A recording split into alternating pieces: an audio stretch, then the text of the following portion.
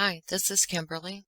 Today I'm presenting to you one of the reports written by Detective Dave Baumhover. He just does a quick summary of meeting with Nichol Kessinger and notes taking over as her point of contact for any future dealings related to the case of Christopher Watts annihilating his family.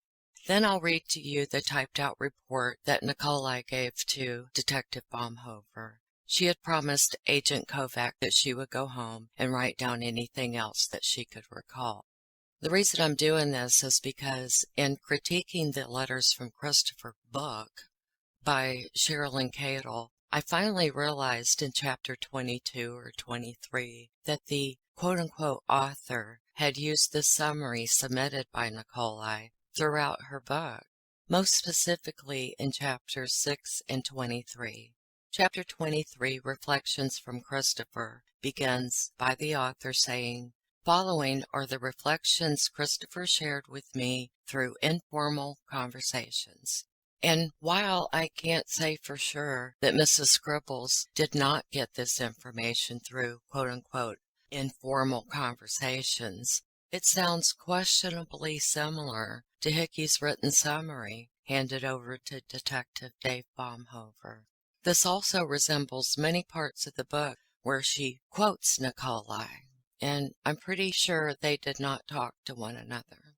And of course she can quote 𝐏𝐳𝐽 since she said that in her statement, but I feel like she led the reader to believe that this is what Fuckface told the author, the scribe, or she talked to 𝐏𝐳𝐽, which of course she didn't. I just feel the reader is being misled throughout the book. Now, in Scribbles doing this, naturally, this pisses me the fuck off, as I'm sure many of you feel betrayed and snowed by the so-called author as well. No, she's not an author. She's a scribe, a scribbler, in my opinion, and it's all alleged and for entertainment purposes only, etc., etc., yada yada. Mrs. Scribbles is one who writes or draws something hastily, carelessly, or hurriedly. That is what scribbling is. She did all of those in producing Letters from Christopher. I don't know if it's supposed to be a book or a pamphlet or what, but everything about this book is wrong. It's erroneous and inaccurate. This was professed to be a true crime book. It would be different if she had labeled this as a novel loosely based on a true account. That's what she should have done, and I wouldn't have been bitching. But she didn't. She misled us. Just as Dieter purportedly led Sticky up the stairs to accidentally check out the rest of the house and all of the photos and stuff hanging in the halls and the stairwell and all that. Now, did Fuckface tell Scribbles all of this? Well, we don't know. We don't know a lot of shit. We can't believe a word that comes out of their disingenuous and deceitful, gnarled and mangled mouths. In closing, I am glad this book has ultimately been pulled from the shelves for plagiarism of Anne Howard, a real true crime author. Now, Scribbles did put out a revised version called The Murders of Christopher Watts that came out several months ago, and I've not looked at this, but I hear she failed to take all of my painstaking editing advice when I originally dissected her book, or pamphlet, whatever. So I will now carry on with today's dramatic reading. Please enjoy. Much love and peace, and thank you so much for listening.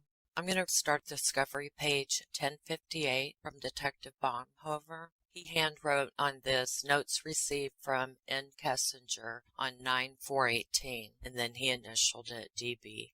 And before I go on, I just wanted to say, when I was reading this discovery, it had initials CW for, of course, Chris Watts and SW for Shanann Watts. And I said their names instead of the initials, and for whatever reason, I was calling Shanann Shannon, so please forgive me of that. Thank you. On 9/4/18 at approximately 1300 hours, I met with Nichol Kessinger at the CBI headquarters, located at 690 Kipling Street, Lakewood, Colorado. I was introduced by CBI Special Agent 𝐏𝐥𝐧𝐬, who had interviewed her several times previous to my introduction. I advised Nichol that I am now her point of contact regarding this case and that Special Agent 𝐞𝐫 would attend other cases he was assigned to at the CBI. Nichol acknowledged this information and presented me with a 7-page typed document she generated containing notes of events she had recalled since her last meeting with Special Agent 𝐞𝐫. The events documented reportedly occurred between 6/25/18 through 8/13/18. I advised Nichol I would review the notes she provided me, along with the reports and recordings from all the previous interviews, and contact her with any follow-up questions I may have. Nichol acknowledged my statement, and our meeting ended shortly thereafter. Special Agent 𝐞𝐫 agreed to complete a follow-up interview with Nichol's friend and provide me the reports. While at the CBI headquarters, I took custody of Nichol's cell phone and iPhone 6, which she had previously surrendered to Special Agent 𝐞𝐫. I placed the cell phone into evidence and entered the CBI chain of custody form into the case file. Nothing further. This is now discovery page 1059, approximately 6/25 or 6/26/2018, in person. These are Nichol Kessinger's notes that she gave to Detective Baumhover. Asked Chris Watts when he and Shannon Watts had decided to separate. He told me late March, early April 2018. I asked him if he still lived with her, and he told me yes. Said that when she was home, he slept in a different room, and when she was gone, he would occasionally sleep in the master bedroom, but not frequently because the bed was uncomfortable. I asked why he had decided to separate from Shannon Watts. Chris Watts told me she was bossy. I asked him what he meant by bossy. Chris Watts responded that she was controlling. Said they really don't argue much, though. Said that once many years ago he attempted to stand his ground with her, and she told him get out of my house and made him leave for a night. Chris Watts said he tried to avoid arguments ever since then. Said that now if him and Shannon Watts disagreed, she would make nasty comments to him and he would just ignore them. I asked if she talked like that in front of the kids. He said yes, my kids started to repeat her words, and that is why I wanted the separation. Asked him what he said to his kids when they repeated Shannon Watts's words. Chris Watts said he would tell his children that it was not nice to say that to anybody. I asked Chris Watts if Shannon Watts was bossy in front of his friends. Chris Watts said that Shannon Watts was all about appearances, all aspects of her life, and that in front of her friends she was occasionally bossy, but she would turn it into kind of a joke so that it was more discreet.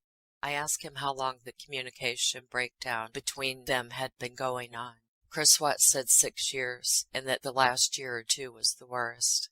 I asked him if he had tried to communicate to her how it made him feel when she said mean comments to him. He said he tried to talk to her many times, but it fell on deaf ears. I asked Chris Watts if they had attempted to go to counseling to fix their problems. Chris Watts said no. Chris Watts then said that some nights he would still currently hang out next to the bed in the master bedroom with her and would try to talk with her or spend time with her till she fell asleep. Chris Watts tells me that the other reason he was separated is because Shannon Watts hated that he liked to work out and eat healthy. Said that before they decided to separate, Shannon Watts would get mad at him if he tried to go for a run at night once the kids were in bed. Said that Shannon Watts felt it took time away from the time they should be spending together. Chris Watts said that it was frustrating because when he would try to hang out with her, she didn't pay attention to him and would talk on the phone and scroll through social media instead. Chris Watts said that many times he would try to talk to Shannon Watts and she would not acknowledge him, and instead would reply with, "Were you talking to me? 'Cause I wasn't listening to you." Chris Watts told me that Shannon Watts had asked him numerous times to take pictures of them pretending to run together so she could post it on social media, but she wouldn't actually go for a run with him.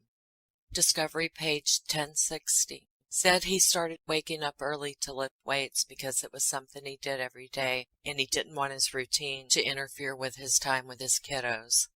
Said his health was important to him, and he wished that he could have been supportive and not upset. Approximately 6/27/2018, in person. Chris Watts brings condoms to my house. One box is full and unopened. The second is a set of condoms from a partially used box. I asked Chris Watts why he has a set partially used condoms. Chris Watts informs me that the condoms he has are from back when he was still having sex with his wife. Told me they had been sitting in a closet collecting dust and that Shannon Watts probably did not even know they were still there. Asked why him and Shannon Watts used to use condoms. Chris Watts informed me that Shannon Watts did not like to get messy. I was curious, so I looked up the expiration date on the condoms and noted that the unopened set expired in late 2022 and the unopened set expired in early 2023. I looked up the lifespan of an unopened condom and discovered it is approximately 5 years. Based on my research, I assumed these condoms were manufactured in late 2017 and early 2018. On or shortly after July 4, 2018, in person. I complimented his home as being very beautiful. Chris Watts said he had always wanted a smaller ranch-style home. Chris Watts said that Shannon Watts insisted on the big house because she liked to throw parties and make it look like they had everything. I asked him what type parties he was referring to. Chris Watts shook his head left to right and said, just expensive parties. Chris Watts then tells me that they had the house built, and the only part of the design that he had any say in was the stonework and the paint color on the exterior of the house. Chris Watts said his mortgage was $2,800 a month, and he was tired of being house broke. I asked why it was so expensive. Chris Watts said that about $500 of the $2,800 was homeowner's insurance. 7/14/2018, in person. Discovery page 1061. Went to his house to drop him off after we visited the Shelby Mustang Museum, Boulder. While at his house, I felt uncomfortable, as if I did not belong there. He had built a beautiful life, and it made me think there was still a chance for him to fix things with his wife. I told him I did not think it was fair to Shannon Watts or to me that he was trying to live 2 lives by being in a relationship with both of us at the same time. Said that I think he either needed to fix things with her and let me go, or he needed to move towards trying to finalize his divorce. I told him I thought his problems with Shannon Watts were fixable, and that he should focus on trying to rekindle the relationship that they had before giving up.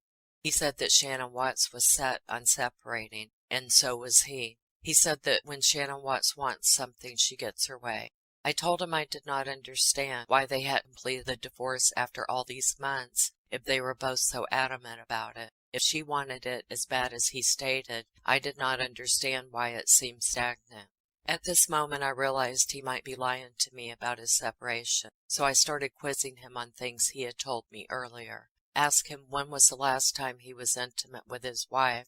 Chris Watts told me that day that the last time he and Shannon Watts had sex was in May, but he told me on an earlier date that the two had not been intimate since March or early April. I asked Chris Watts if he used protection when he slept with her, because he stated on an earlier date that he used condoms when they had sex. He told me that he had not used protection. I asked him if he was lying about his separation. Chris Watts said no. I asked him if he was actively trying to have a child with Shannon Watts since they had unprotected sex. He said no.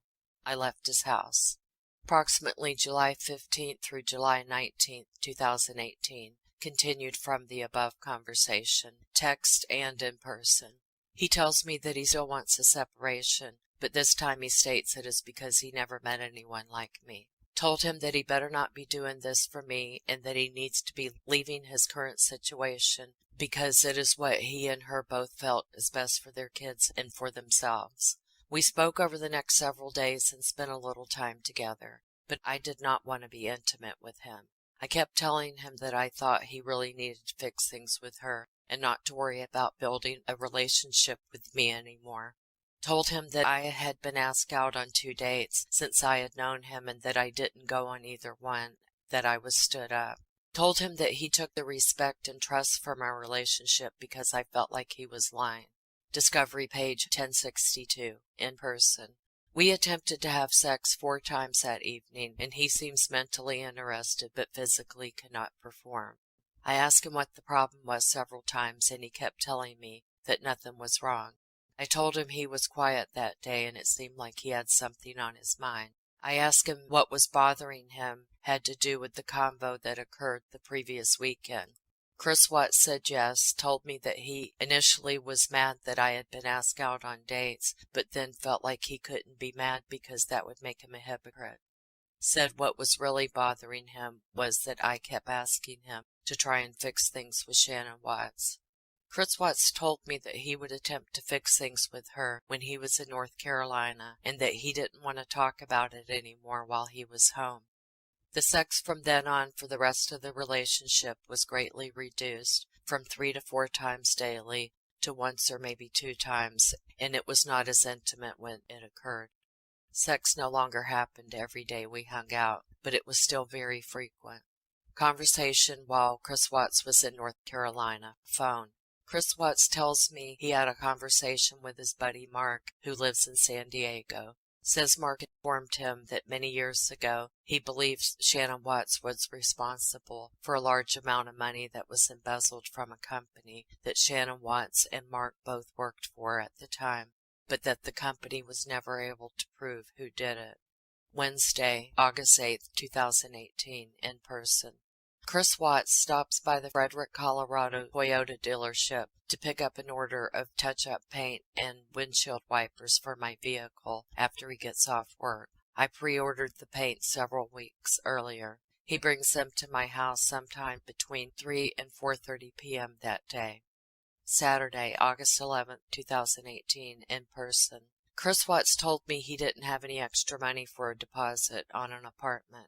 I told him that apartments nowadays were so expensive for rent that the damage deposits have to be fairly cheap, because otherwise people can't afford the move-in costs. He said that every time he got paid, he just watched his bank account dwindle down. He said he wished he had a way to prevent his disposable income from being spent. Discovery page 1063. I told him that it's possible to divide paychecks into multiple bank accounts, but that if he considered doing that, he would need to make sure he was responsible and that his mortgage and kids and his standard monthly bills were covered first. I told him that if Shannon Watts ever wanted child support, he would still be required by law to show proof of that income, even if it was in a second account. I suggested that if he decided to do that, perhaps just contribute a small amount that wouldn't impact his current living situation, but would give him a cushion for the first month's bills when he transitioned to an apartment, but that was his discretion. Monday, August 13th, 2018, continued from above conversation. Text or phone. Suggested the bank account idea again after he told me that he thought Shannon Watts was gone for the night at a friend's house. Asked him if any money was missing from their bank account. 𝐻𝐪 said no. Tuesday, August 14th, 2018, continued from above conversation. Text. 𝐻𝐪 told me he opened up a second bank account so he could start saving for an apartment. Monday, August 13th, 2018, text. 𝐻𝐪 informs me his family is gone and asks me to call him when I have a chance. When I called 𝐻𝐪, he informed me that the cops were at his house and that he would need to call me back. I was unaware that his wife had missed a doctor's appointment, or that his kids had missed school that day, or that her friend had tried to contact her and couldn't, or that he had tried to call her and didn't get a response, or that her friend had stopped by the house hours earlier to check on her. I asked him why the cops were there. 𝐻𝐪 says that the media are arriving. I was confused and asked him why they were there. 𝐻𝐪 tells me that Nichol called the media. I asked 𝐻𝐪 why he believed Nichol would call the cops and the media. He said Nichol wasn't being very nice to him, informed me that she was sitting in her car on the phone with Shannon Watts' mom. Asked how Nichol knew Shannon Watts' mom. 𝐻𝐪 informed me Nichol used to work with Shannon Watts' mom. I asked if he thought maybe Nichol was the friend that was helping Shannon Watts to get away for a day. 𝐻𝐪 says no, why would Nichol be helping Shannon Watts if she is the one who called the cops? I suggested maybe it was to throw him off the trail. He did not agree. 𝐻𝐪 asked me if he should talk to the media. I initially told him no, and then suggested if he decided to speak to them that maybe he could ask Shannon Watts to bring his kids back.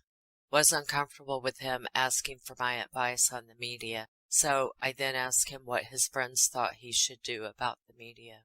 Chris Watts says that his friends believe that it would look bad if he didn't speak to the news and thought he should make a statement.